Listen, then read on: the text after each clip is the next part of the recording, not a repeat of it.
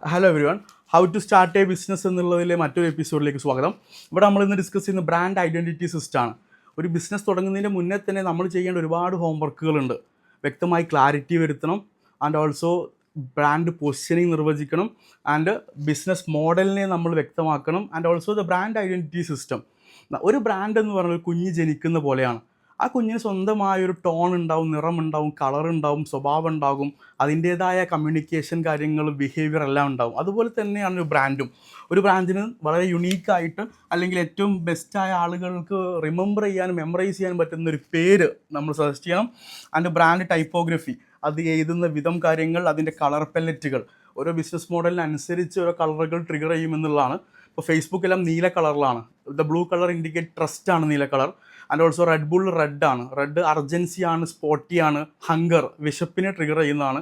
So അങ്ങനെ colour psychology വരെ പഠിച്ചുകൊണ്ട് നമ്മുടെ ബ്രാൻഡിന്, നമ്മുടെ സർവീസിന്, നമ്മുടെ ബിസിനസ് മോഡലിന് ആപ്റ്റായ കളർ പെല്ലറ്റുകൾ നിർണ്ണയിച്ച് ലോഗോ സ്യൂട്ട്സ്, അതിൻ്റെ ലോഗോ, അത് എങ്ങനത്തെ ലോഗോ വേണം, അതിൻ്റെ ഹൊറിസോണ്ടൽ വേണോ വെർട്ടിക്കൽ വേണോ, അതിൻ്റെ യൂസ് കേസസ് എവിടെല്ലാം യൂസ് ചെയ്യും എന്നുള്ളത് നോക്കിയിട്ട് വ്യക്തമായി logo suit, primary secondary tertiary logos വേണം ഏതൊരു ബ്രാൻഡിനും.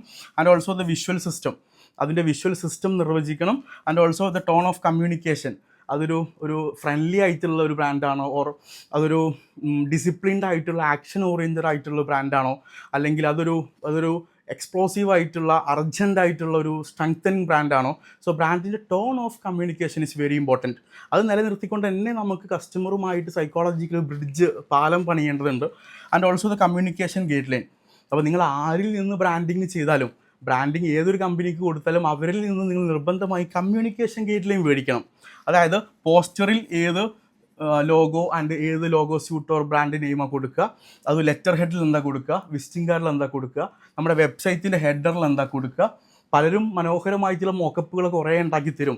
ഈ മോക്കപ്പുകൾ കൊണ്ട് എന്ത് കാര്യമുള്ള വലിയ ഹോർഡിങ്സുകൾ, വലിയ വാൾ ബൗണ്ടിലൊക്കെ ഇത് വെച്ച് തരും.